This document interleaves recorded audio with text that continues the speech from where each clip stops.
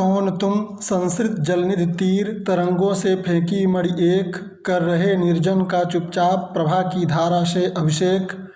मधुर विश्रांत और एकांत जगत का सुलझा हुआ रहस्य, एक करुणा में सुंदर मौन और चंचल मन का आलस्य।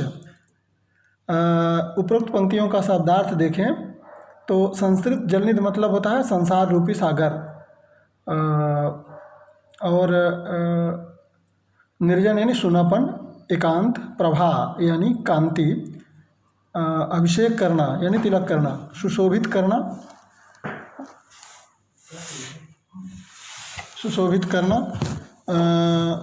मधुर आकर्षण, विश्रांत यानी थके हुए। इसका प्रसंग देखें तो हिंदी साहित्य के आधुनिक कालीन छायावादी युग के मूर्धन्य महाकवि जयशंकर प्रसाद ने कामायनी महाकाव्य की रचना की, जिसके लिए न भूतो न भविष्यत कहा गया है। कामायनी समस्त मानव जीवन का विकास प्रस्तुत करती है। 15 सर्गों में विभाजित यह अद्वितीय महाकाव्य है। श्रद्धा कामायनी का तृतीय सर्ग है। श्रद्धा सर्ग प्रस्तुत अंश उसी से लिया गया है जिसमें श्रद्धा विरक्त मनु से प्रश्न करती है। श्रद्धा का अर्थ आत्मविश्वास और इसी से मानव चरित्र का विकास संभव हुआ है। मनु समस्त कार्यों में से विरक्त हैं, उनके समक्ष कोई लक्ष्य या उद्देश्य नहीं है। मनु स्वकार क्षेत्र में श्रद्धा के साथ प्रविष्ट होते हैं। श्रद्धा प्रेरणा का प्रतीक है। कवि भारतीय नारी के चरित्र चित्रण को सुरक्षित रखता है। संदर्भ में देखें तो जल प्लावन में एकांकी जीवन व्यतीत करते हुए मनु अत्यधिक चिंतित एवं उदास हो जाते हैं।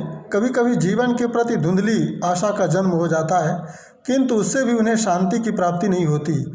ऐसे समय में नाटकीय ढंग से श्रद्धा का प्रवेश होता है और वह विरक्त मनु से प्रश्न करती हुई कहती है। व्याख्या में देखें, श्रद्धा मनु से प्रश्न करती है कि हे अज्ञात प्राणी, तुम कौन हो?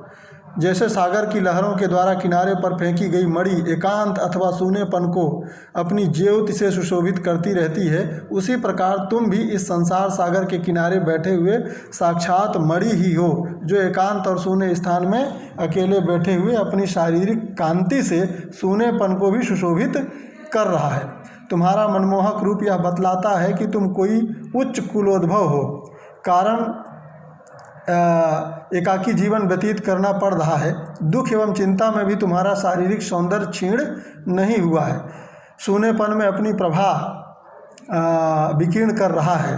थकावट ने तुम्हें शिथिल करके सूने में बिठा दिया है, किंतु उसमें इतनी क्षमता कहाँ जो तुम्हारे रूप सौंदर्य को किसी प्रकार कम कर सके।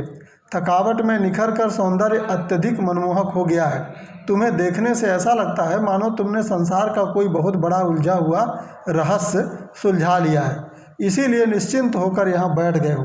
तुम्हारे मुख की करुणा तुम्हारे भूत दुखों एवं पीड़ा का इतिहास बतला रही है, जिससे तुम्हारी चुप्पी दुख व्यंजक होते हुए भी आकर्षक प्रतीत हो रही है। तुम्हारी यह शांति सदैव चंचल रहने वाले मन की शिथिलता के समान है। यह शांति झंझावात आंधी तूफान के बाद आई हुई वर्षा की शांति है। चांचल्य मन की प्रमुख विशेषता है।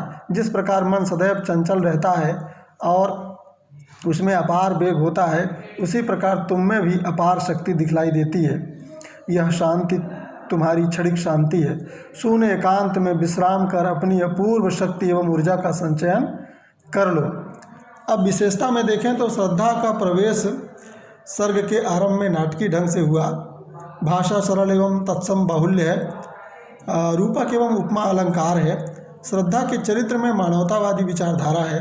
सहयोग एवं मधुर उपचार द्वारा मनु ही नहीं मानव जीवन को मंगल में बनाने की भावना है।